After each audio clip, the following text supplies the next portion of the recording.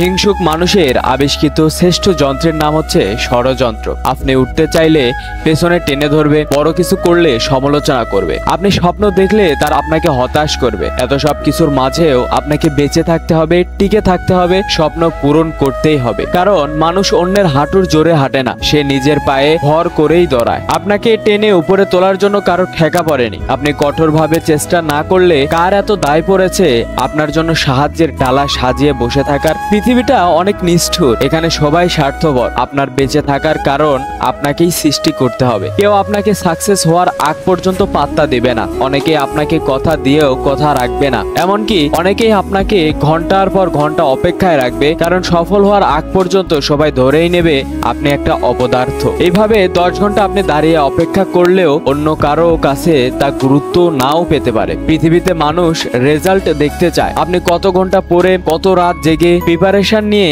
সেটা কাউকে ভাবাবে না, বরং আলটিমেটলি চাকরিটা আপনি পেয়েছেন কিনা সবাই সেটাই দেখতে চায়। সচিন কয়টা ছক্কা মারার চেষ্টা করেছে তাতে কার কি আসে, বরং কয়টা ছক্কা তিনি মেরে টিমকে চ্যাম্পিয়ন করেছেন সবাই সেটাই দেখতে চায়। মেসির পায়ে কত মিনিট বল ছিল, কতটা বল গোল পোস্টে থ্রো করেছেন, দর্শক এইসব দেখতে চায় না। আলটিমেটলি দিন শেষে দর্শক এটাই দেখতে চায় মেসির টিম আর্জেন্টিনা জিতেছে কিনা। লাইফটা রেজাল্টের উপর দাঁড়িয়ে থাকে। বিধাতা আপনাকে একটা খোলা মাঠ দিল, এখন সেই মাঠে যদি আপনি অল্প খনন করেন তবে এটা একটা গর্ত করতে পারেন, আর একটু বেশি খনন করলে একটা পুকুর হবে, আরো বেশি খনন করলে বিশাল দিঘি হয়ে যাবে। আপনি যা খুশি করতে পারবেন। বিধাতা আপনাকে শক্তি দিয়েছেন, মাঠও দিয়েছেন, কিন্তু সেই শক্তি দিয়ে মাঠকে পুকুর বানাবেন নাকি দিঘি বানাবেন সেটা নির্ভর করছে আপনার সিদ্ধান্তের উপর। সুতরাং সৎ থেকে চেষ্টা করুন, ধৈর্য ধরুন, সমালোচনা এড়িয়ে চলুন।